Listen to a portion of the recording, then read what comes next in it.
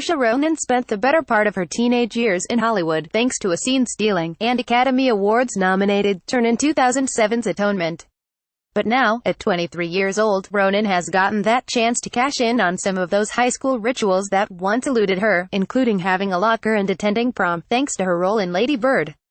The film, which marks S directorial debut, sees Ronan as the titular character, a memorable teenager with a particular view of the world, and herself.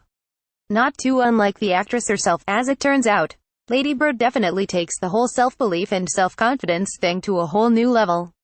But I definitely had a very strong kind of sense of myself, said Ronan.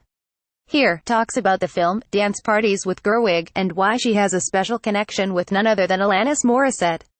How did you get the script for Lady Bird? I was sent the script of Lady Bird about 2 years ago. I was really excited about it because it's Greta Gerwig and I'm a huge fan of Greta. And I had never really read especially a young female sort of E like that before, somebody who kind of very much sees themselves as a female E. Someone said the other day that you never see young girls actually love themselves in films, and Lady Bird really believes in herself. Then Greta and I did this Skype meeting, because I was in and I think she was in Los Angeles. We had never met, but we got so giddy around each other. It was like we couldn't say enough about each other. Then a few months later I was at the end, she was there, too. So we had this another giddy meeting and we read through the entire script and it was great. She played like all of the other roles and I just played Lady Bird. Did you got to a Catholic school like Lady Bird? I had technically gone to a Catholic primary school and very briefly went to a Catholic high school in Ireland. I was in and out of high school. I homeschooled a bit, so it was more of an unusual education. But I think even if I had been in a high school in Ireland, the American is different. That whole idea of getting in with the popular kids and all that sort of stuff. That was something I hadn't experienced before. The only time I had seen stuff like that was like in Saved by the Bell. So it was kind of a dream for me to get actually live that out. Did you have a locker? I had a locker and we went to prom. I went to prom with my best friend. Does prom have an Irish equivalent? Debutante. But I never went to that either, nobody invited me. Did you get to pick your prom dress or was that just costuming? It was a bit of both, actually. They had picked out these amazing dresses that April Napier, the costume designer, had found in thrift stores. There's this scene that and I have where we're in Thrift Town and I'm picking out a prom dress, and April essentially went to a thrift town in order to find these amazing dresses. So we had tried on a few. It was about finding something that was cool and edgy and also really pretty. I think she's one of these girls that her physicality somehow is quite masculine in a way. She sort of, when she walks, she marches. And she's got a purpose, so it was nice to wear something a bit more feminine to soften that. I like her confidence, that I will beat the world kind of attitude.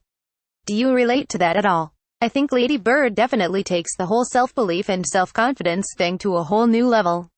But I definitely had a very strong kind of sense of myself. I had a very strong sense of who I was and was aware that that would change as I got older and depending on who I was with and what I was working on and what I was doing and things like that. I've always been quite open to that. With Lady Bird, she has this goal, but she doesn't quite know what the goal is. She just knows she's going to be someone and she's going to say something. She has something to say, but she just doesn't quite know what it is yet. We're finding her at a time in her life that is an in-between moment. She's right on the precipice of this massive change. I know that Greta had dance parties on set. What were those like? Oh my god, we would cry at the dance parties. We would cry, we would laugh. We'd have dance parties when we rehearsed, and I went over to her apartment one time and I can't even remember what we played, but we just danced for so long that we got really emotional. She'd play a lot of music on set. It was great. It's good having music around because it subconsciously makes people sort of move to the same beat.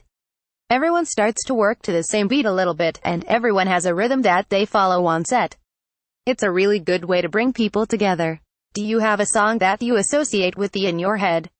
I mean, was just what was always in my head.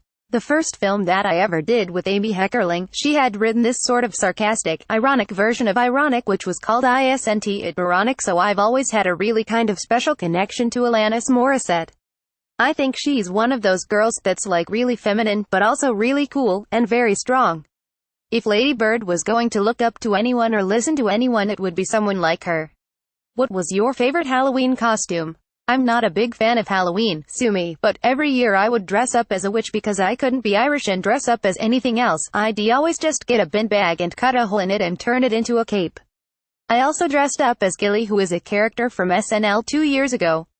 I took the wig off halfway through, because I felt silly, because I'm not Kristen Wiig. What is your favorite New Year's Eve memory? I'm crap for all that kind of stuff. Well, I have some very dramatic New Year's stories, but I don't know if I can say them on camera. I'll just make one up. So I was walking down the street with friends of mine and the clock struck 12 and there was a cage just laying on the pavement. And so we picked it up and we were right next to the Natural History Museum, so we just opened the door and went in and had this massive party in the museum and stayed there all night. That never happened. What's the best advice your mother has given you?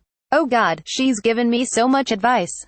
She always tells me to just follow your instinct and always listen to what you actually need. I wouldn't be this sane without her, I really wouldn't.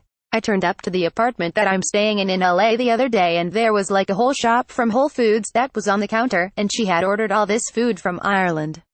Who is your current celebrity crush? Because she's right outside. Do you have a favorite Diane Kruger performance? Inglourious Bastards. She's amazing in that. Related, 90s favorite You Oughta Know by Alanis Morissette gets upgraded by Uzo Aduba, Rebecca Hall, Anya Taylor-Joy, and more.